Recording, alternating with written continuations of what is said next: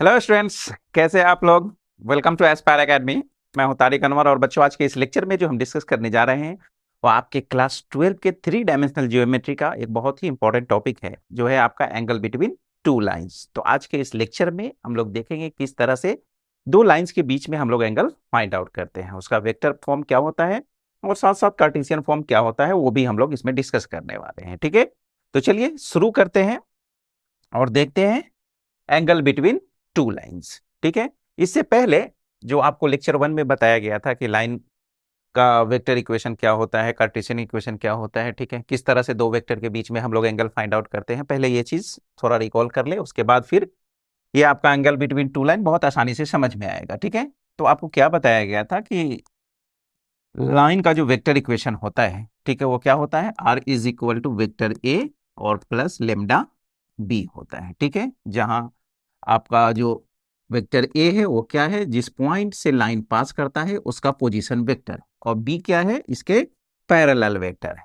ठीक है, इसके बी क्या है, यहाँ पे इस लाइन के पैरेलल है, और ये बी जो होता है आपका वो क्या होता है, डायरेक्शन रेशियो के फॉर्म में कुछ इस तरह से ए आई प्लस बी जे और प्लस सी के लिखा होता है। ठीक है ना। उसके बाद आ जाइए, इसका जो कार्टेशियन फॉर्म होता है वो क्या होता है, x minus x one by a, y minus y one by b, और आपका z minus z one by c होता है। ठीक है, वेक्टर में आप लोग पढ़े क्या कि अगर a और b आपको दो वेक्टर गिवन है, वेक्टर a है और ये वेक्टर b है, ठीक है, इसके बीच में अगर एंगल थीटा है, तो इस दो वेक्टर के बीच में जो हम लोग एंगल फाइंड आउट करते हैं वो क्या होता है, cos theta is equal to, इस a और b का हम लोग क्या करते हैं, डॉट प्रोडक्ट लेते हैं, है ना, a dot b by magnitude of a और मैग्नीट्यूड ऑफ b। ठीक है, तो ये सब कुछ बेसिक बातें हैं जो आज हम लोग यहाँ पे इंप्लीमेंट करने वाले हैं, इसलिए ये सब चीज आपको मालूम होना चाहिए। ठीक है, तो चलिए इसको नोट कर लीजिए। हम लोग देखते हैं अब कि एंगल बिटवीन टू लाइंस। ठीक है, तो सबसे पहले तो लाइन मान लीजिए कि कौन कौन सा आपके पास लाइन है। ठीक है, लेट पहला इक्वेशन मान लेते हैं, r इज इक्वल टू, पहले हम लोग वेक्टर फॉर्म देख रहे हैं, उसके बाद फिर हम लोग कार्टेशियन देखेंगे। ठीक है ना, a1 और प्लस लेमडा b1। ठीक है, ये आपका फर्स्ट लाइन है, और सेकेंड लाइन मान लेते हैं ये आपका a2 और प्लस म्यू b2। ठीक है, ये आपके पास दो लाइन है जिसका वेक्टर इक्वेशन गिवन है। ठीक है, अब यहां से आपको angle between this two lines आपको फाइंड आउट करना है। ठीक है, तो देखिए कैसे किस तरह से निकालेंगे। ये रहा आपका लाइन 1, ठीक है, और इसके पैरेलल वेक्टर ये है आपके, ये है आपका b1। ठीक है, अब आ जाइए, ये लेते हैं आपका सेकेंड लाइन L2। ठीक है, तो इस दोनों के बीच में ही आपको एंगल ये फाइंड आउट करना है। ठीक है, अब इसका एक पैरेलल वेक्टर ले लेते हैं ये। ठीक है, ये रहा आपका वेक्टर b2। ठीक है, ठीक है, अब देखिए ये लाइन इसके पैरेलल है, ठीक है, और ये लाइन के ये पैरेलल है, इस दोनों के बीच में जो एंगल होगा वही एंगल क्या होगा, इस दोनों वेक्टर के बीच में ये है ना, ये जो एंगल होगा इतना ही के बराबर होगा। क्यों होगा कि ये इसके पैरेलल है और ये भी इसके क्या है, आपके पैरेलल ही है। यानी एंगल बिटवीन टू लाइंस अगर आपको फाइंड आउट करना है तो कुछ नहीं, ये जो दो पैरेलल वेक्टर जाए और ये दिख रहा है ना, बस इसी के बीच में आप एंगल फाइंड आउट कर लीजिए। कितना सिंपल हो गया, ये भी एक आपका वेक्टर है, ये भी आपका वेक्टर है, और अभी अभी आपको बताया गया कि दो वेक्टर के बीच में कैसे एंगल निकालना है। ठीक है, तो बाकी का क्या होगा, ये a1 a2 का लफड़ा ही खत्म है, बस जो आपके पास दो वेक्टर है b1 और b2 उसके बीच में एंगल निकाल लीजिए, बहुत सिंपल। ठीक है, तो चलिए, तो एंगल बिटवीन टू लाइंस जो होगा वो angle between their parallel vectors हो जाएगा। ठीक है, तो चलिए, तो फिगर बना लीजिए। ठीक है, ये आपका वेक्टर b1 और ये b2। ठीक है, इसी के बीच में हम लोग एंगल निकाल रहे हैं, यहाँ थीटा जो होगा वो आपका क्या होगा, एक्यूट होगा। ठीक है, याद रखिएगा। तो आ जाते हैं, एंगल बिटवीन टू लाइंस जो हो जाएगा वो क्या हो जाएगा आपका, बोलिए, cos theta. cos theta is equal to ये जो वेक्टर b1 और b2 का हम लोग डॉट कर लेंगे और बाई में मैग्नीट्यूड ऑफ b1 और मैग्नीट्यूड ऑफ b2। ठीक है, ये रहा आपका वेक्टर के फॉर्म में। अगर थीटा निकालना है तो फिर यहां से कॉस को इधर कर लेंगे, कॉस इनवर्स, तो थीटा यहां से क्या हो जाएगा, ये आपका cos inverse b1 dot b2 by magnitude of vector b1 और मैग्नीट्यूड ऑफ वेक्टर b2। ठीक है, अब आ जाइए, ये आपका वेक्टर फॉर्म हुआ। अब जरा कार्टेशियन फॉर्म पे आते हैं। ठीक है, तो कार्टेशियन फॉर्म में आपको यहीं से हम लोग चेंज कर सकते हैं। उसके लिए आपको मालूम होना चाहिए कि यहाँ पे b1 क्या होगा। ठीक है, b1 जो होगा वेक्टर b1, ठीक है, वो क्या हो जाएगा आपका, ये आपका a1i जो लाइन 1 है उसका डायरेक्शन रेशियोस, ठीक है, प्लस c1k। ठीक है, और वेक्टर b2 जो हो जाएगा वो क्या हो जाएगा आपका,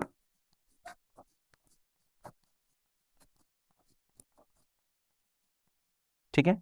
अब देखिए यहां पर क्या क्या है, b1 डॉट b2 डॉट लेना है। ठीक है, तो यहां से जो आपका b1 डॉट डायरेक्ट लिखिए ना। ठीक है, तो cos थीटा क्या हो जाएगा, देखिए यहां से इस दोनों का डॉट लेना है। डॉट में क्या करते हैं, i वाले को i के साथ, j वाले को j के साथ, ठीक है, और k को k के साथ करते हैं। क्यों, क्योंकि आपको मालूम है कि डॉट प्रोडक्ट में आपका जो i डॉट i है इसी के साथ रिजल्ट मिलने वाला है। बाकी अदर के साथ क्या होगा, बाकी अदर के साथ जो होगा वो क्या हो जाएगा, जीरो हो जाएगा, अदर के साथ जीरो हो जाएगा। ठीक है, आई डॉट आई वन होगा। अगर आई डॉट जे करते हैं या फिर आई डॉट के करते हैं तो यहां से रिजल्ट जीरो हो जाएगा। ठीक है, इसलिए डॉट में डायरेक्ट क्या कीजिए, आई वाले को आई के साथ, ठीक है ना, डॉट कर लीजिए। ठीक है, तो यहां से क्या हो जाएगा, ये आपका a1 a2 और प्लस b1 b2 और ये आपका c1 c2 बाई, ठीक है ना, मैग्नीट्यूड है ना, मैग्नीट्यूड ऑफ b1।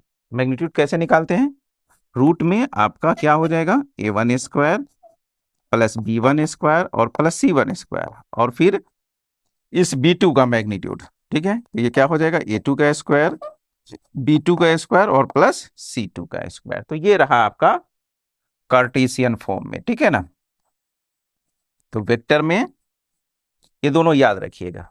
ठीक है, अब चलिए, यानी कहने का मतलब कि अगर आपका इक्वेशन दे रहा है कार्टेशियन फॉर्म में इस तरह से,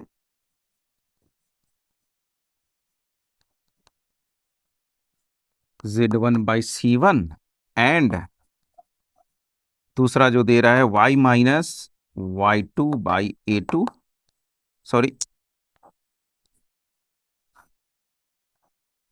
x minus x2 by a2, y minus y2 by b2 और z minus z2 by c2।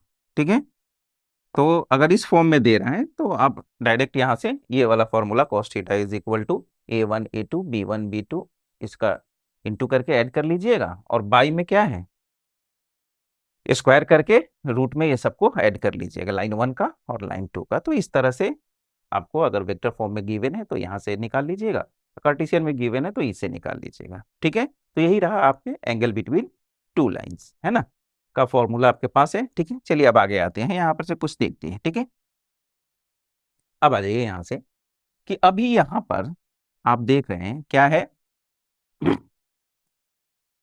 cos theta is equal to a1 a2 by ये है। ठीक है, फिर प्लस b1 b2 है ना। तो अब देखिए इस चीज को आप अगर अलग अलग करके लिखते हैं तो यहां से क्या होगा कि cos theta is equal to, इसको आप ऐसा लिख सकते हैं a1 a2 by under root a1 का स्क्वायर प्लस b1 का स्क्वायर और प्लस c1 का स्क्वायर, फिर अंडर रूट a2 का स्क्वायर प्लस b2 का स्क्वायर और प्लस c2 का स्क्वायर प्लस फिर आपका क्या है b1 b2। ठीक है, और फिर ये अंडर रूट यही चीज a1 का स्क्वायर b1 का स्क्वायर और प्लस c1 का स्क्वायर, फिर इसमें a2 का स्क्वायर प्लस b2 का स्क्वायर। ठीक है, फिर आ जाइए यहां से ये आपका c1 c2 by under root आपका a1 का स्क्वायर प्लस b1 का स्क्वायर ये लिख सकते हैं और फिर इसमें a2 वाला।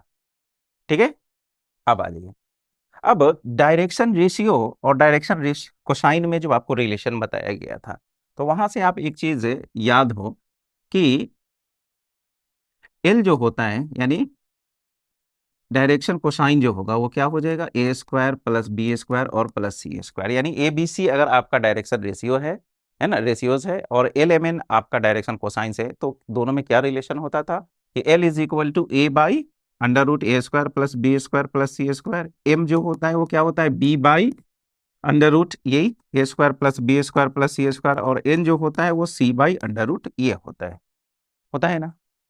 ठीक, अब आ रही, अब यहां से आप देख सकते हैं क्या है, a one by under root a one square plus b one square plus c one square, इसको क्या लिख सकते हैं, l one, a two by a two square plus b two square, इसको क्या लिख सकते हैं, एल टू।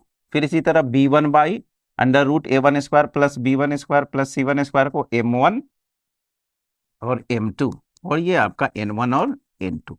ठीक है, तो ये जो पीछे में जो एंगल आप निकाले यहाँ पे, ठीक है, ये a one b a one a two plus b one b two plus c one c two, ये कब, जब आपका यहाँ पे लाइन में आपको अगर डायरेक्शन रेशियोज मिल दिख रहा है तो, है ना, ये a one B one C one, ये डायरेक्शन रेशियोज के फॉर्म में हो गया। ठीक है, और अभी जो आया आपके पास एंगल, ठीक है, cos theta is equal to L1 L2, है ना, प्लस M1 M2 और प्लस N1 N2, ये किस फॉर्म में है, डायरेक्शन कोसाइंस के फॉर्म में। ठीक है, तो अगर यहां से थीटा निकालना होगा तो ये आपका cos इनवर्स क्या हो जाएगा, L1 L2 plus M1 M2 और प्लस N1 N2। ठीक है, याद रखिएगा ये सब। ठीक है, ये आपके डायरेक्शन कोसाइंस के फॉर्म में हो गया। ठीक है, अब आते हैं, अब तो ये हो गया। ठीक है, अब कुछ कंडीशंस ले लेते हैं। पहला कि if theta is equal to 90 degree, theta is equal to 90 का क्या मतलब हुआ कि आपका L1 और L2 एक दूसरे के क्या है, परपेंडिकुलर है। ठीक है, तब क्या होगा, ठीक है, तो आपको मालूम है कि जब आपका दो लाइन परपेंडिकुलर होगा तो उसके बीच का एंगल 90 डिग्री होगा, और cos 90 का वैल्यू क्या होता है आपका, 0 होता है, cos 90 आपका 0 होता है। उसको वेक्टर फॉर्म में भी देख सकते हैं कि आपका जो b1 और b2 है उसका डॉट प्रोडक्ट क्या होगा, 0 हो जाएगा, यानी a1 a2 plus b1 b2 और प्लस c1 c2 क्या हो जाएगा, 0 हो जाएगा। तो खैर चलिए यहीं से आते हैं। ठीक है, यहीं से आप देख सकते हैं डायरेक्ट क्या है, यहाँ पर 0 रख लीजिएगा, ये क्रॉस मल्टीप्लाई हो जाएगा, तो क्या बच जाएगा, a1 a2 plus b1 b2 और प्लस c1 c2। और यहाँ से भी देख सकते थे b1 dot b2 is equal to 0, है ना। जब आपको सारा कंडीशंस मालूम है तो आप कहीं से भी रिलेट कर सकते हैं उसको, है ना।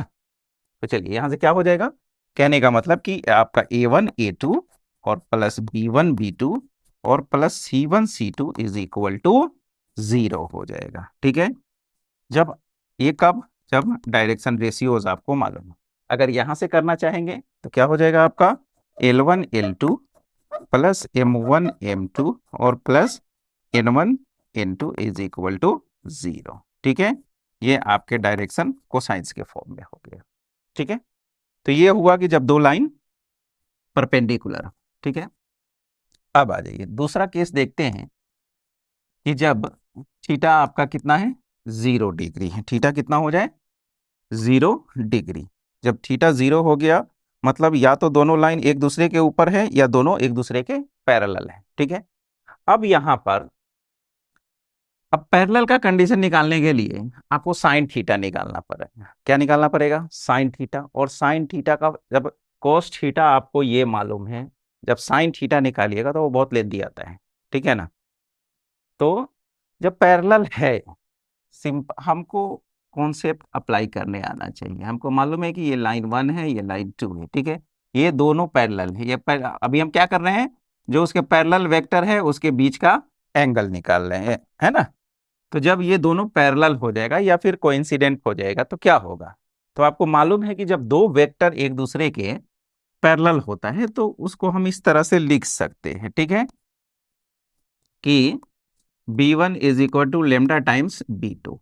ठीक है ना, b1 is equal to lambda times b2। अगर यहाँ से अगर आप cos 0 रख के फिर इसको सिंप्लीफाई कीजिएगा तो आएगा रिजल्ट, मगर बहुत लेंदी हो जाएगा, या नहीं तो फिर आपको साइन थीटा निकालना पड़ेगा, फिर साइन 0 0 होता है, ठीक है। तो उतना घन चक्कर में पड़ने से अच्छा है, ठीक है ना, कि आपके पास एक कंडीशन मालूम है, ठीक है, इसको अप्लाई कीजिए और आसानी से जो रिजल्ट आपको चाहिए वो निकाल लीजिए। यही जब दो लाइन पैरेलल होगा तो उसका कंडीशन कुछ इस तरह से आएगा, है ना, C1/C2 ये आपको चाहिए, ठीक है। तो इसका यूज कर लीजिए, ठीक है। तो देखिए A1 कितना, B1 कितना है आपका, B1 जो है वो आपका A1I प्लस B1J और प्लस C1K और लेमडा टाइम्स B2, यानी lambda A2I plus lambda B2J और प्लस लेमडा C2K, ठीक है। इक्वालिटी लगा लीजिए, I का कोफिशिएंट इधर A1 है और I का कोफिशिएंट उधर में कितना है, लेमडा A2 है, ठीक है। यानी A1 is equal to lambda times A2, तो लेमडा यहां से कितना हो जाएगा, ये आपका A1/A2। सिमिलरली जब लेमडा B2 को B1 से इक्वेट कीजिएगा तो यहां से lambda is equal to B1/B2 और फिर लेमडा इज इक्वल टू यहां से C1/C2 आ जाएगा, ठीक है। तीनों लेमडा के बराबर है, कर लीजिए, ठीक है। यही कंडीशन हुआ कि जब दो लाइन पैरेलल हो, ठीक है ना, पैरेलल हो या कोइंसिडेंट हो, क्या हो, पैरेलल या फिर कोइंसिडेंट, ठीक है। इसके लिए ये कंडीशन है, ठीक है। तो चलिए हम लोग लेंदी कैलकुलेशन से बचने के लिए वेक्टर का इस्तेमाल कर लिए, ठीक है, नहीं तो फिर वही कॉस निकालते हैं, ठीक है ना, साइन निकालते हैं, साइन जो आता है आपका रूट में A1B2 माइनस A2B1 का स्क्वायर प्लस B1C2 माइनस, इस तरह का एक लेंदी सा आपको टर्म आ जाता है। तो उतना लेंदी करने का जरूरत नहीं है, आपको कंडीशंस याद रखना है कि जब दो लाइन पैरेलल हो तो ये, परपेंडिकुलर हो तो ये, ठीक है। ये आपका डायरेक्शन रेशियोज के फॉर्म में हो गया। जब डायरेक्शन कोसाइंस की बात आएगी, ठीक है, तो यहाँ पर ये आपका हो जाएगा L1/L2 और ये आपका M1/M2 और ये N1/N2, याद रखिएगा इस चीज को, ठीक है। तो दो लाइन के बीच में एंगल क्या होता है, ठीक है, वो हो गया, ठीक है।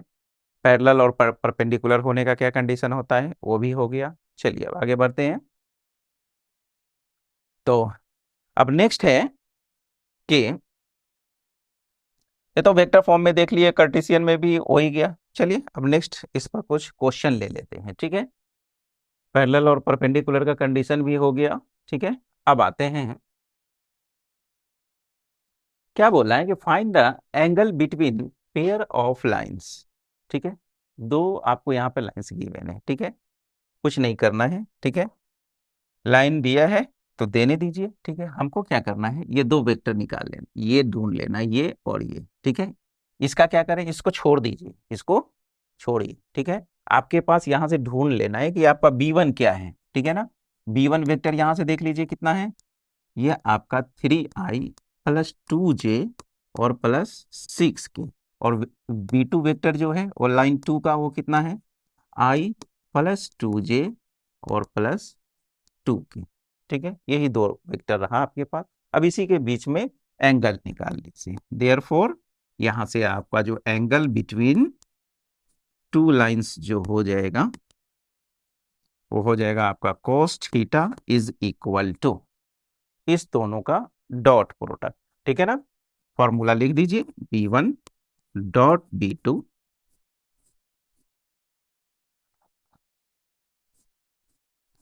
V1 का मैग्नीट्यूड और फिर इधर आपका B2 का मैग्नीट्यूड, डॉट कर लीजिए, ठीक है ना। इसका डॉट क्या हो जाएगा, 3 × 1, 3I डॉट I कितना हो जाएगा, 1 हो जाएगा। 2 × 2 ये आपका 4, 6 × 2 12, बहुत आसान है, ठीक है। इसका मैग्नीट्यूड क्या हो जाएगा, देख लीजिए, √3 का स्क्वायर 9।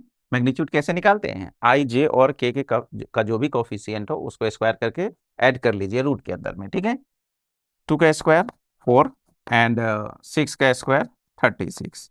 नेक्स्ट यहाँ 1 2 2 है ना, तो 1 का स्क्वायर 1, 2 का स्क्वायर 4 और 2 का स्क्वायर 4, यहाँ से हो जाएगा 12 × 16 और 3 19 और नीचे से हो जाएगा आपका 36 प्लस 4 40 और 9 49, इसका रूट 7 हो जाएगा, और ये 9 है और ये 3, तो ये 19/21 हो गया। ठीक है, तो ये cos थीटा आया आपके पास। देयरफॉर यहाँ से जो दोनों लाइन के बीच का जो एंगल हो जाएगा theta is equal to cos inverse, और ये 19/21, यही रहा आपके दो लाइंस के बीच में एंगल। तो याद रखिएगा, जब भी किसी दो लाइन के बीच में आपको एंगल निकालना हो, ठीक है, तो उसमें आप ढूंढ लीजिए दो वेक्टर जो पैरेलल वेक्टर होता है, बस उसी के बीच में एंगल निकाल लीजिए, वही आपके दोनों लाइन के बीच का एंगल होगा। बहुत आसान सा है। ठीक है, बस आपको लाइन पहचान में आना चाहिए कि लाइन में आपका जो लाइन में क्या होता है, वो किसी पॉइंट से पास करता है और एक वेक्टर के पैरेलल होता है, तो पॉइंट को छोड़ देना है और जिसका जो पैरेलल वेक्टर वहां होता है, बस उसी दोनों वेक्टर को ढूंढिए और उसके बीच में एंगल आप फाइंड आउट कर लीजिए। ठीक है, नेक्स्ट क्वेश्चन लेते हैं। अब देखिए, यहाँ लास्ट जो था वो आपका वेक्टर फॉर्म था, यहाँ आपका कार्टेशियन फॉर्म। ठीक है, कोई दिक्कत नहीं। तो सबसे पहले ये जो लाइन गिवन हो, ठीक है ना, उसका जो आपको स्टैंडर्ड फॉर्म बताया गया है, ठीक है ना, जब एक लाइन एक पॉइंट से पास करता है और उसका डायरेक्शन रेशियो पैरेलल वेक्टर जो गिवन होता है, तो क्या होता है, इस तरह से, है ना, इस फॉर्म में पहले लिखने का कोशिश कीजिए। ठीक है, z माइनस Z1/c। ठीक है, क्या है, x minus x1, y minus y1, z minus z1 और y में ABC। ठीक है, पहले इस फॉर्म में लाने का आप कोशिश कीजिए। यहाँ तो खैर चलिए क्वेश्चन आसान है, ठीक है, मगर आगे क्वेश्चन में मिलेगा कुछ ऐसा। ठीक है, तो आइए पहले इसको देख लेते हैं, पहले इस फॉर्म पे लिखते हैं। पहला जो लाइन है आपका, पहला जो लाइन है, ठीक है, फर्स्ट लाइन जो है वो क्या है आपका, देखिए, x-2/2, y-1/5, और यहाँ z प्लस है। खैर उससे लेना देना नहीं है अभी एंगल निकालने में, फिर भी लिख लीजिए। ठीक है, क्योंकि आगे कुछ क्वेश्चन हम लोग करेंगे, वहां पर पता चलेगा इसका मतलब। ठीक है, दूसरा है आपका z+2। ठीक है, तो z माइनस और यहां से -2 बाई -1, उसके बाद y -4/8, उसके बाद z -5/4, ये रहा। ठीक है, तो इस फॉर्म में आप लिख लिए। अब यहां से क्या करना है, यहां से आप जो आपको चाहिए वो कलेक्ट कर लीजिए। A1 A2 ये चाहिए, उसके बाद आपको B1 और B2 चाहिए, ये भी लिख लीजिए। उसके बाद फिर आपका C1 और C2। ठीक है, पहले जो भी आपको इंफॉर्मेशन चाहिए एंगल निकालने के लिए, पहले वो ले लीजिए। ठीक है, A1 क्या हो जाएगा, देखिए, 2, B1 कितना 5, C1 कितना -3, A2 -1, ये 8 और ये 4 हो गया। अब सीधा आप cos थीटा पे आ जाइए। cos थीटा लिख लीजिए, क्या होता है फॉर्मूला, लिख लिख के कीजिएगा, याद हो जाएगा। A1 A2 plus B1 B2 और प्लस C1 इंटू C2, और बाई में ये आपका A1 square plus B1 square और प्लस C1 स्क्वायर, फिर रूट में आपका। ठीक है, तो चलिए सारा वैल्यू मालूम है, आप डाल दीजिए यहाँ। ठीक है, देखिए यहाँ से A1 A2 यानी 2 और -1 -2, ठीक है, 5 और +8 कितना हो जाएगा 40, 5 इंटू 8 40, और यहां से ये आपका -12 हो जाएगा। ठीक है, और बाई में 2 का स्क्वायर 4 और +25 और +9। ठीक है, और इसका हो जाएगा -1 का स्क्वायर आपका 1 हो जाएगा, और +64 और +16। ठीक है, तो आपका यहाँ से A1 A2 -2 40 -12, ठीक है, 4 25 9 1 64 एंड 16। ठीक है, चलिए अब इसी को सिंप्लीफाई कर लीजिए, ये आपका एंगल दे देगा, तो कितना हो जाएगा 40 और 14 यानी ये 26 हो जाएगा, और बाई यहाँ से आपका 29 और 9 और 32 और वहां से हो जाएगा 70 80 81 81। ठीक है, तो आ जाइए। तो यहाँ से थीटा जो हो जाएगा वो आपका कोस इनवर्स, ठीक है, 26 है ना। 81 का जो रूट हो जाएगा स्क्वायर रूट कितना आ जाएगा वो 9, और ये 38। ठीक है, तो 38 का 19 × 2 कोई फायदा नहीं है। ठीक है, यही रहा, यही रहा आपका ये जो दो लाइन दिया हुआ था उसके बीच का एंगल। ठीक है, देख लीजिए इसको। ठीक है, आसान है, बस फॉर्मूला आपको मालूम होना चाहिए। ठीक है, और जो कुछ कंडीशंस है आपका पैरेलल होने का, परपेंडिकुलर होने का, उसको याद रखिए। ठीक है, चलिए नेक्स्ट आते हैं। हाँ, ये ठीक क्वेश्चन है, बोल रहा है कि find the value of p. ठीक है, जो दोनों लाइंस आपका गिवन है are at right angle, right angle पे है, मतलब वो दोनों परपेंडिकुलर है। परपेंडिकुलर का कंडीशन आपको मालूम होना चाहिए। ठीक है, मगर सबसे पहले यहां से करना क्या है आपको, अभी अभी जो बताया गया था कि आप सबसे पहले तो आप इस फॉर्म पे इसको सेट कीजिए। ठीक है, तब जाके आप कंडीशन लगाइएगा, अदरवाइज अभी सोचिएगा अरे यहाँ क्या है, A1 A2 A1 B1 C1 मालूम है, A2 B2 C2 मालूम है, तो करना क्या है, बस एंगल निकाल लीजिए। गलती क्या कीजिएगा आप लोग, यहाँ पे यही हो जाता है गलती कि 3 × 3 ये आपका 9p, और +2 × 1 2p, है ना, और z ये 10 = 0, यही कंडीशन लगाइएगा, है ना। तो क्या हो जाएगा यहाँ से देखिए, 9 और 2 11p, और =-10, तो p =-10/11। ठीक है,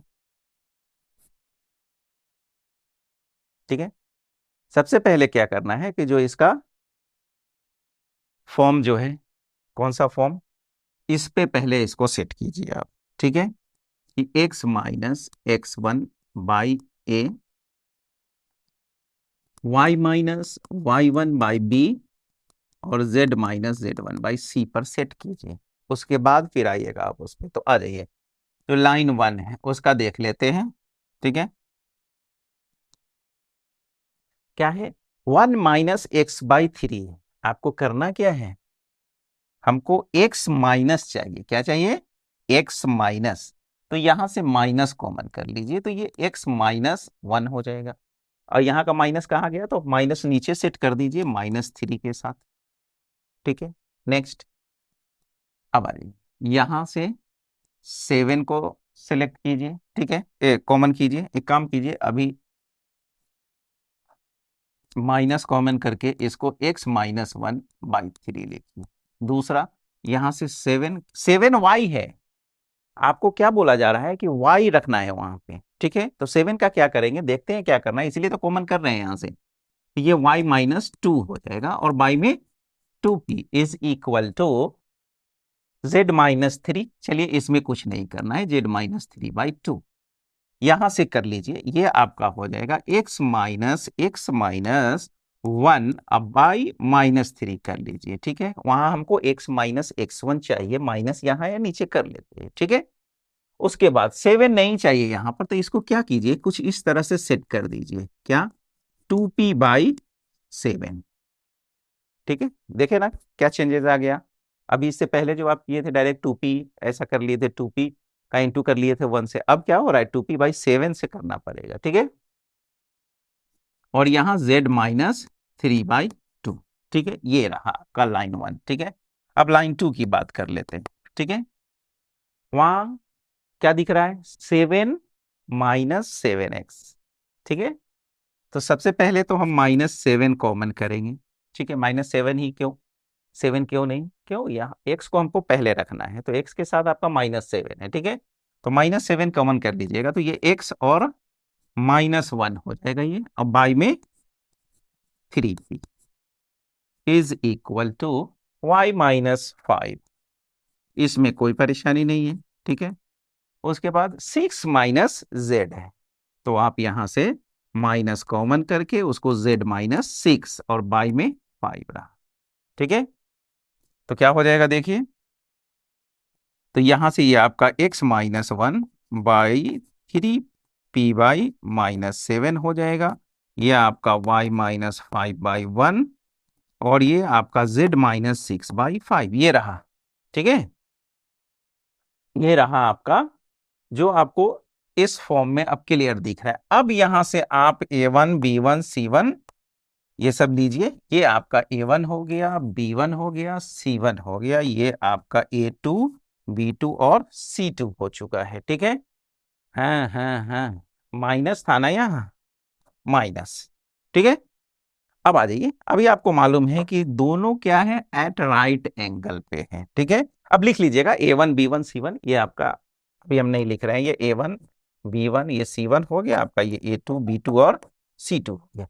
अब देखिए क्या है, दोनों परपेंडिकुलर है यानी एट राइट एंगल है। सिंस यह आपका लाइंस आर परपेंडिकुलर है ना, या एट राइट एंगल। ठीक है, तो क्या हो जाएगा, ये a1 a2 plus b1 b2 और plus c1 c2 is equal to 0। ठीक है, तो क्या हो जाएगा, देखिए a1 a2 इस दोनों को इंटू कर लिए। ठीक है, तो माइनस माइनस प्लस और 3 इंटू 3 9 p/7 क्या हो जाएगा, ये p/7 प्लस। अब आ जाएगा, अब देख लीजिए यहाँ b1 b2। ठीक है, इसको मल्टीप्लाई कर लेते हैं तो 2p/7 और यहाँ आपका 1 है, तो ये आपका हो जाएगा 2p/7। ठीक है, उसके बाद प्लस c1 c2। ठीक है, c1 c2 कीजिएगा तो क्या हो जाएगा, 2 इंटू -5। ठीक है, जो कि कितना हो जाएगा आपका -10 इज इक्वल टू 0।